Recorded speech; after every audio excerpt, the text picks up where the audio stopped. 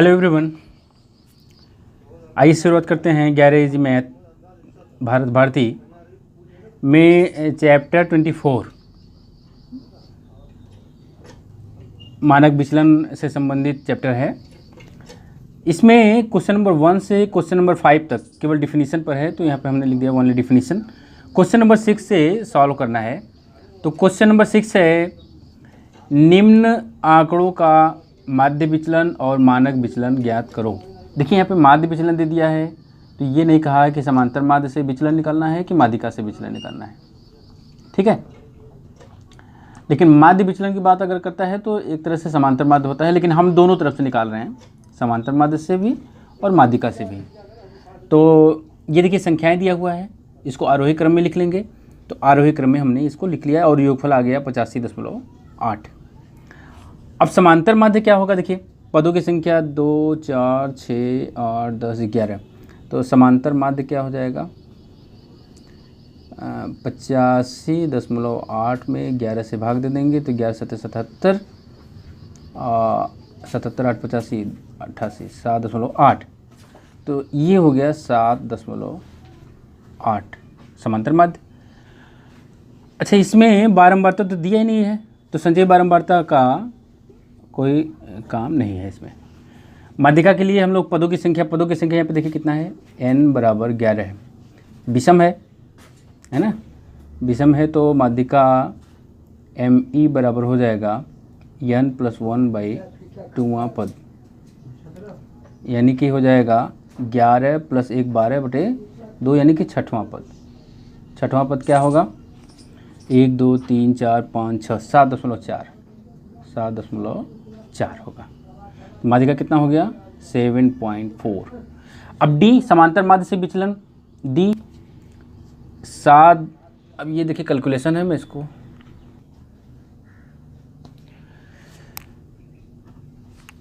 तो ये हमने समांतर माध्य और माध्यिका यहाँ से ऐसे निकल गया।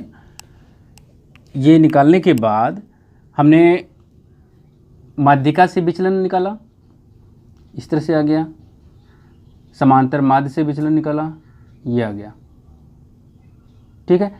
अब इसका एक चीज़ है कि जैसे माध्यिका से जो विचलन निकाले उसका हम पॉजिटिव मान लेंगे, यानी मॉड डी, और समांतर माध्य से करेंगे तो उसका भी पॉजिटिव मान ले लेंगे, क्योंकि जब हमको माध्य विचलन निकालना होगा तो डी का धनात्मक मान लेना होगा, यानी कि ऋणात्मक को भी धनात्मक बनाना होगा। फिर उसके बाद माध्यिका से जो विचलन निकाले हैं डी का स्क्वायर करना पड़ेगा। समांतर माध्य से जो डी डैश निकला है उसका भी स्क्वायर करना पड़ेगा, क्योंकि ये मानक विचलन में काम आएंगे। तो ये हमने इसका जब पॉजिटिव मान लिया तो ये आ गया, इसका योगफल 18, और इसका पॉजिटिव मान लिया तो ये आ गया, इसका योगफल 18.6। डी स्क्वायर किया, इसका वर्ग किया तो इस तरह से हो गया, और इसका योगफल आ गया 47.78। और डी यानी समांतर माध्य से जो वर्ग किया डी डैश स्क्वायर, ये आ गया, इसका स्क्वायर जो है 46.02 आ गया।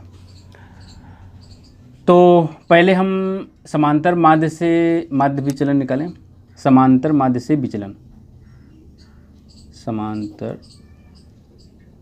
माध्य से विचलन बराबर मॉड डी, समांतर माध्य का डी डैश स्क्वायर है बटे में n, इसका योगफल होगा। तो ये कितना है,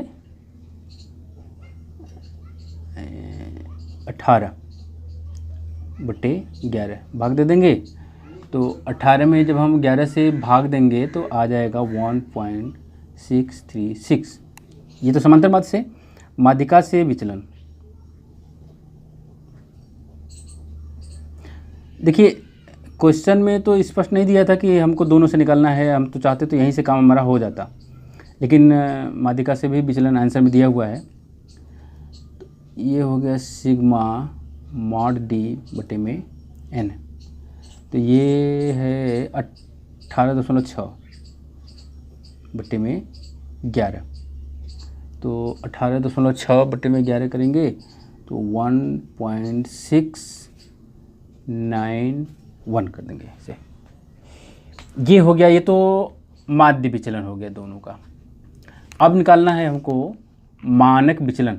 तो देखिए मानक विचलन सिर्फ हम समांतर माध्य वाले से निकालेंगे, समांतर माध्य से जो विचलन निकला है उसी से, यानी कि समांतर माध्य का डी डैश है ना, तो डी डैश स्क्वायर वाले को, यानी कि 46.02।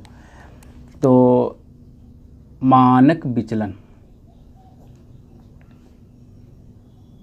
मानक विचलन बराबर हो जाएगा सिग्मा डी डैश स्क्वायर बटे में n हो जाएगा। तो सिग्मा ये अंडर रूट में रहेगा, तो सिग्मा डी डैश स्क्वायर कितना है 46.02 बटे में 11, ये आ जाएगा 4.344, जिसका वर्गमूल आ जाएगा। अच्छा इसका वर्गमूल ये देख लें, 11 चौक 44, 2 11 चौक 44, 2 20 11 1 हो गया, 11 9 92 11 बटे 88, इस तरह से हो गया, है ना। और इसका जब हम वो निकालेंगे, वर्गमूल निकालेंगे, तो हमको मिल जाएगा 2.045। तो ये हो जाएगा मानक विचलन। बस एक ही, ये हो गया समांतर माध्य से विचलन, माध्यिका से विचलन और मानक विचलन, इतना है। कि क्वेश्चन नंबर 7 है, 10 विद्यार्थियों के अंक नीचे दिए गए हैं, उनका समांतर माध्य, माध्य विचलन, मानक विचलन गुणांक और विक्षेपण गुणांक। चलिए तो ये अंक दिए हुए हैं जिसको हमने लिख लिया है, इसका टोटल हमने 390 कर दिया है। समांतर माध्य पहले ज्ञात कर ले, तो समांतर माध्य बराबर हो जाएगा सिग्मा एक्स बटे एन, सिग्मा एक्स बटे में एन, यानी कि 390 बटे में 10 कितना आ जाएगा 39। समांतर माध्य आ गया 39, ये हो जाएगा 39। अब समांतर माध्य से विचलन डी निकालना है, यानी इसमें से इसको घटाना है। तो ये हमने समांतर माध्य के बाद ये कैलकुलेशन कर दिया। देखिए ये समांतर माध्य से विचलन 12 में से 39 घटाएंगे तो -27, इसमें से घटाएंगे -18, इस तरह से ये आ गया। फिर इसका हमने मॉड डी निकाला, यानी पॉजिटिव बना दिया इसको, तो ये सब माइनस चिन्ह जो है हट गया, ठीक है, और इतना आ गया। फिर इसका वर्क कर दिया इधर। अब इसका दोनों का वर्क जोड़ दें, 8 7 15 2 17 7 24, इसका टोटल हमने किया तो 140 आया। डी स्क्वायर का किया तो 2600, है ना। अब बारी बारी से निकाल लें। समांतर माध्य ये तो निकल गया, माध्य विचलन, माध्य विचलन का मतलब समांतर माध्य से विचलन, क्या हो जाएगा सिग्मा माड डी बाई एन। सिग्मा माड डी कहाँ है, ये 140 बटे में एन बराबर 10 है। देखिए 1 2 3 4 5 6 7 8 9 10, एन बराबर 10 है, तो ये आ गया 14। माध्य विचलन ये हो गया। मानक विचलन बराबर हो जाएगा सिग्मा डी स्क्वायर बटे में एन का वर्गमूल। सिग्मा डी स्क्वायर है 2600 और बटे में एन, इसका वर्गमूल यानी कि 260 का वर्गमूल। 260 का वर्गमूल आ जाएगा 16.1, 16.1 हो गया। ये मानक विचलन निकल गया, 1 2 3 यहाँ तक निकला। मानक विचलन गुणांक, तो मानक विचलन गुणांक बराबर हो जाएगा, देखिए मानक विचलन बटे माध्य, तो ये है मानक विचलन 16.1, अब माध्य है 39, माध्य 39 है, तो इसमें भाग दे देंगे तो ये आ जाएगा 0.413। अब क्या पूछ रहा है, मानक विचलन गुणांक, विक्षेपण गुणांक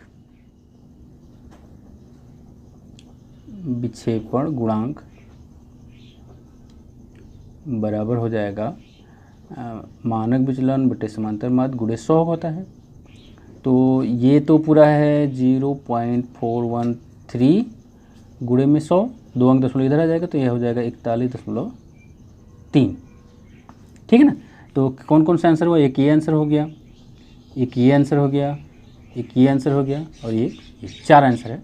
कितने हैं, अच्छा 39, ये भी तो है 14, 1 2 3 4 5, 5 आंसर हो जाएगा। ठीक है। क्वेश्चन नंबर 8 है, निम्न आंकड़ों के लिए माध्य तथा मानक विचलन का परिकलन करो। यानी कि माध्य निकालना है, समांतर माध्य, और उस समांतर माध्य से मानक विचलन की गणना करनी है। पद दिया हुआ है, बारंबारता दिया हुआ है, तो एफ एक्स निकाल लें, ये एक्स हो गया पद, और बारंबारता एफ, एफ एक्स निकाल लें, ये हो गया। तो ये हमने कैलकुलेशन कर दिया है। 36 18, 7 6 42, 8 9 72, 13 9 117, 80 55, इसका टोटल 432। तो समांतर माध्य होता है सिग्मा एफ एक्स बटे सिग्मा एफ, 432 बटे में 48, काटेंगे इसको 9 बार, तो समांतर माध्य हो गया 9। एक आंसर तो ये हो गया। अब उसके बाद निकालना है मानक विचलन। मानक विचलन का फार्मूला होगा sigma F D square by N का वर्गमूल। तो पहले डी निकाल लें, समांतर माध्य से विचलन, ये आ गया 9, तो x है, 6 में से 9 घटाएंगे तो -3, 7 में से -2, 8 में से -1, डी बराबर x माइनस m होता है। यहाँ पर हो गया 0, यहाँ पर हो गया 1 2 3, ठीक है, इस तरह से हो गया।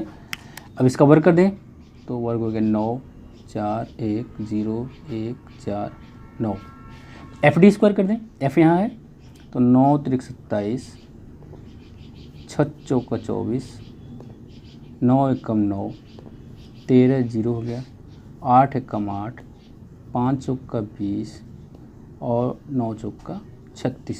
इसका टोटल कर दें, 7 4 11 9 20 8 28 34, 3 2 5 2 7 2 9 3 12, 124 हो गया। सिग्मा एफ डी स्क्वायर का मान 24 हो गया। अब बटे में सिग्मा एफ या एन कर दें, 48 आए वो। तो मानक विचलन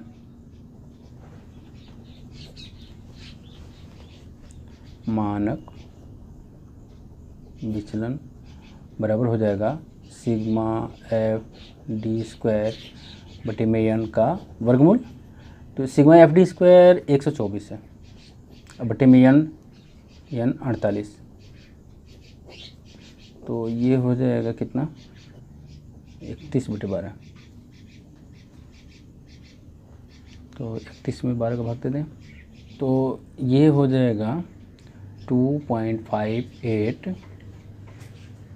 इसका वर्गमूल निकालेंगे तो 1.6, 256 होता है, 16 का वर्ग जो है 256, तो 258 है तो 1.6 ले लेते हैं।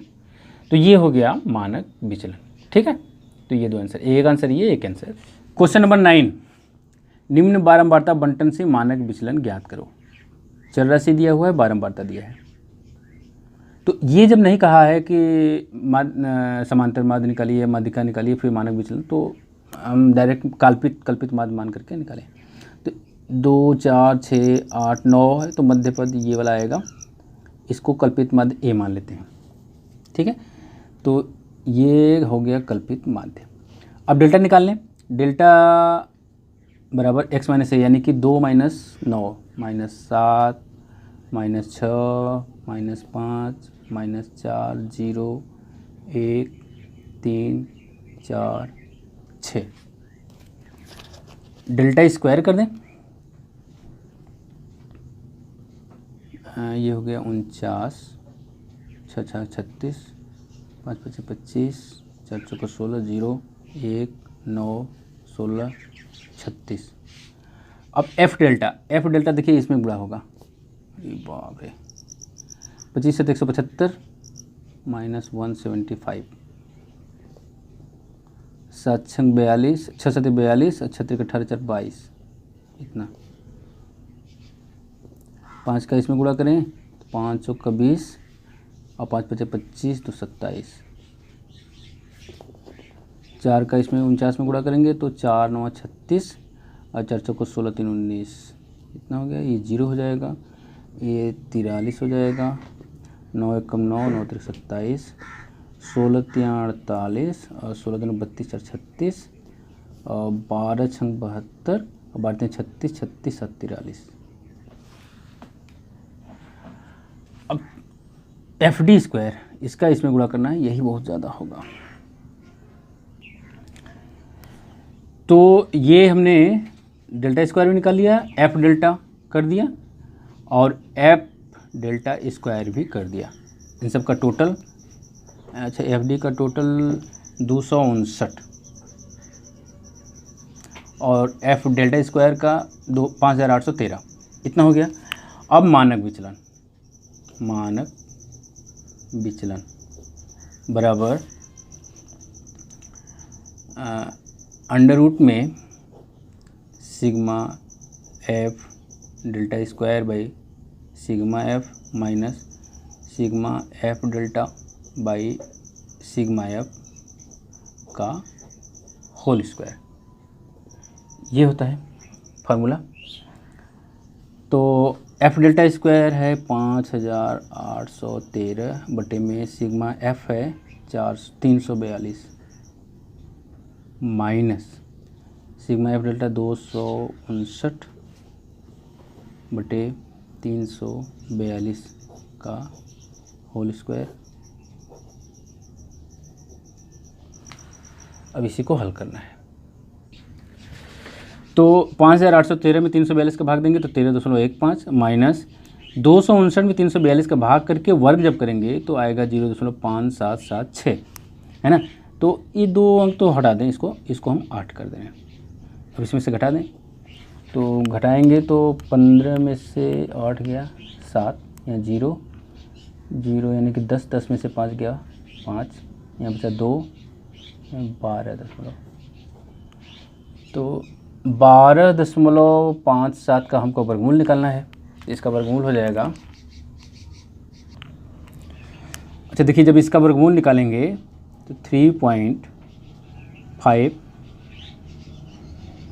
के लगभग आएगा, जबकि आंसर में दिया है 3.76। ऐसा इसलिए हो गया कि हम जो यहाँ पे निकटतम मान ले लिए, फिर उसका वर्ग करना है, वर्गमूल निकालना है, इसलिए इतना अंतर आ गया है। तो इससे कोई दिक्कत नहीं है, ये हो जाएगा आंसर।